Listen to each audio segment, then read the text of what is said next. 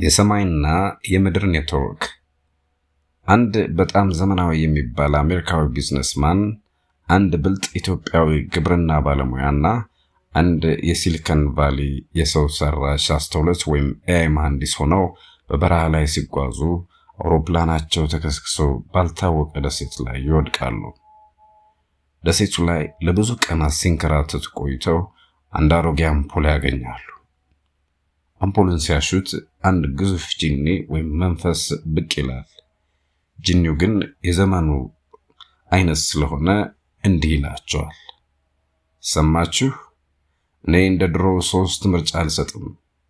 አሁን ዓለም በዳታና በቴክኖሎጂ ስለተሞላች አንድ እድል ብቻ ነው የሚሰጣችሁ።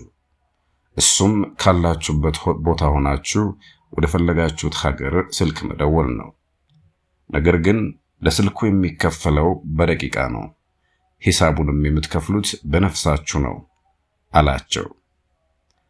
አሜሪካዊው ቀደመና እኔ ዋይት ሃውስ ደውዬ ዓለም አቀፍ የኢኮኖሚ ቀውስን መፍታት አለብኝ አለ። ከዛም ደወለ። ለ5 ደቂቃ አወራ። ጂኒው ሂሳቡ $5 ሚሊዮን እና ግማሽ ነፍስህ ነው አለው። አሜሪካዊው እየተንቀጠቀጠ ከፈለ። የሲሊከን ቫሊው መሐንዲስ ደግሞ እንዲህ ሲል ቀጠለ። እኔ ወደ ማርስ ለሚሄደው የኤለን ማስክ ፕሮጀክት አዲስ አልጎሪትም መላክ አለብኝ። የቴክኖሎጂ ዓለምን ይዋጃል አለ። ለ10 ደቂቃም ደውሎ አወራ። ጂኒው ሂሳቡ $100 ሚሊዮን እና ሙሉ ነፍስ ነው አለው። መሐንዲሱም ለቴክኖሎጂው ሲል ሰጠ።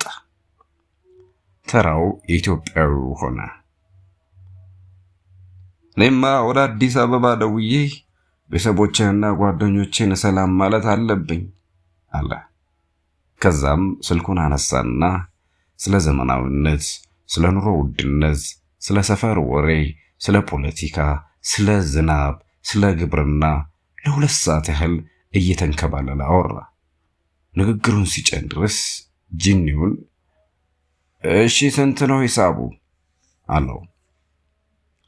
ጂኒው ፈገግ ብሎ ላንተ ነፃ ወይም ፍሪ ነው አለው። አሜሪካዊውና መሐንዲሱ በንድጋጤ እንዴት? እኛ ለጥቂት ደቂቃ በሚሊዮን የሚቆጠር ነፍስና ገንዘብ ከፍለን እሱ ለ2 ሰዓት አውርቶ እንዴት ነፃ ይሆናል ብለው ጮሁ። ጂኒው መለሰ፣ አይገባችሁም።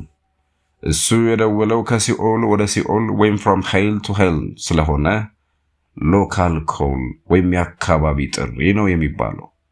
ሂሳብ የለውም አላቸውና ሐሳባቸውን በዚሁ አጠናቀቁ።